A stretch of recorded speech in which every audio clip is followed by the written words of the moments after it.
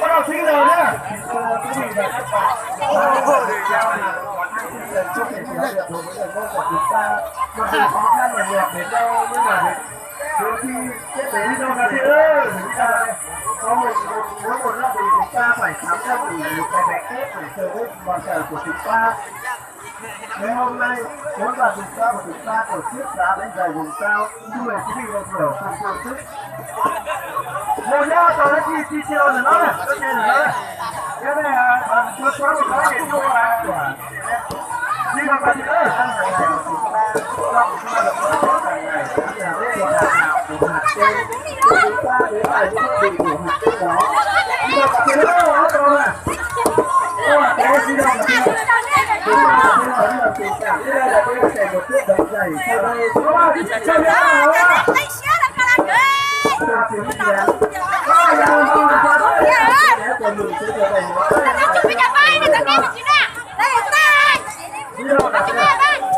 Với cái họ sẽ hỗ trợ các bạn một chi tiết thôi là món ăn truyền thống của chúng ta từ xa xưa để lại từ ngày sang ngày, đó là một quan niệm của người Mông. Là thịt lúa đó là do xa xưa là cái chỉ chất của hai con gái của người Mông. Ngoài ra bên này còn cần xin cho một con đó, cần xin cho một con đó, cần xin cho một xin cho là một con người của chúng ta.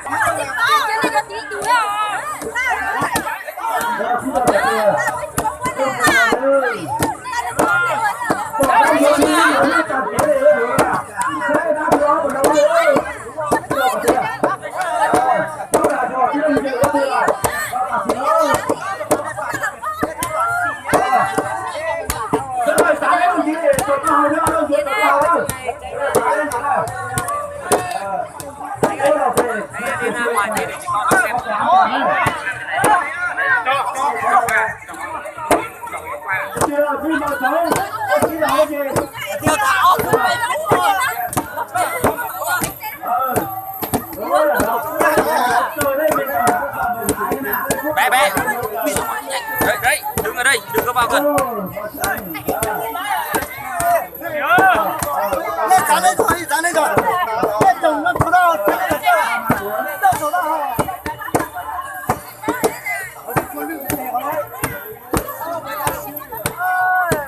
Chị giờ đây, con chú là tí giả đấy, giả đấy, có ai à?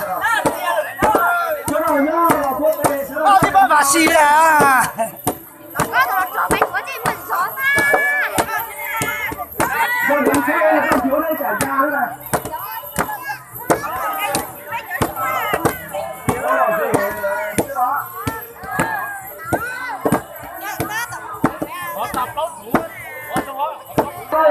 Xuống vào đâu bây giờ, bảo anh em nó lùi ra đi.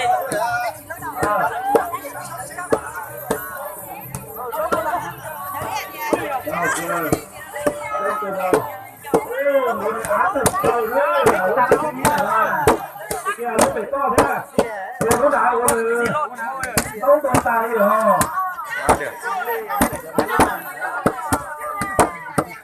Yes, he does.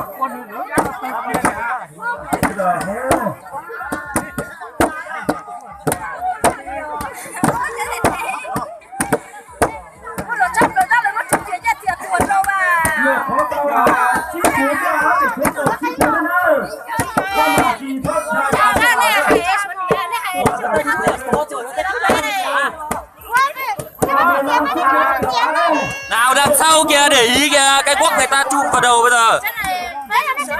Trái mà bảo anh em ở ngoài nó lùi ra nào. Chụp vào đầu bây giờ. Nào đi ra nào. Lùi ra thế nào, cái kia chụp vào đầu.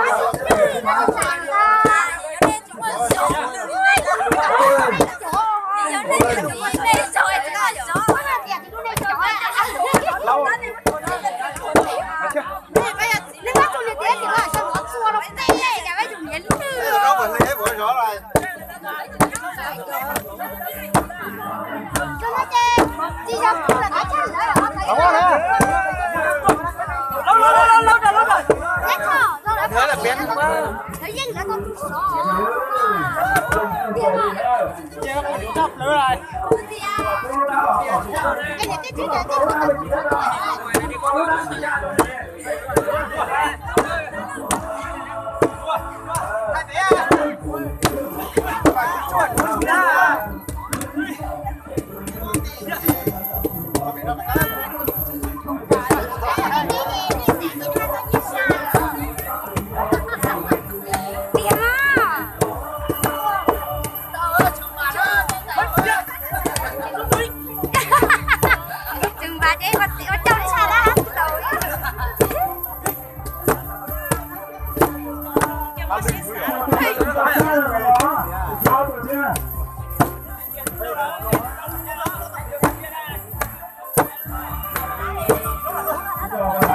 dùng cái sân phê chỉ của nó có số nào thế đó sẽ là đá bóng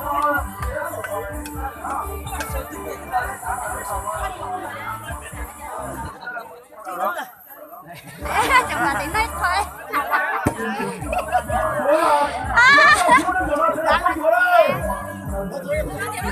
Ủa ba lần bây giờ nó đánh nha, đánh nha.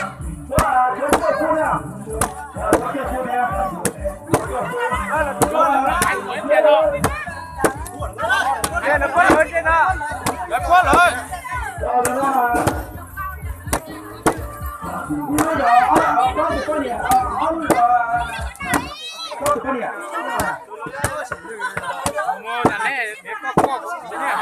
Cái con nó không có cái này chứ này nó như sao?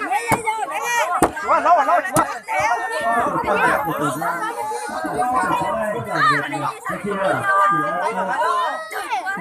Cô gái nó làm ra một cái bánh cực kỳ khó này.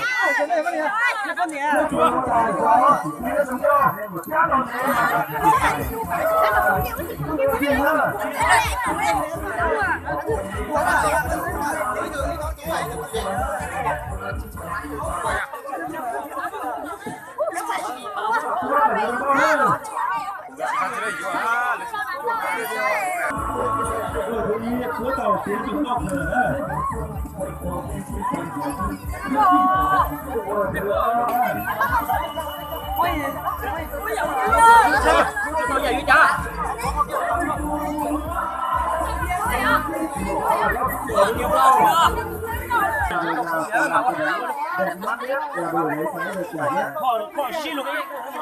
xin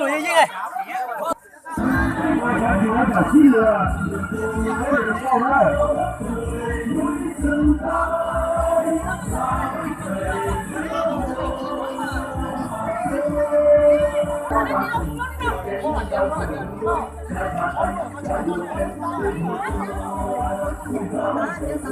Bây giờ ảnh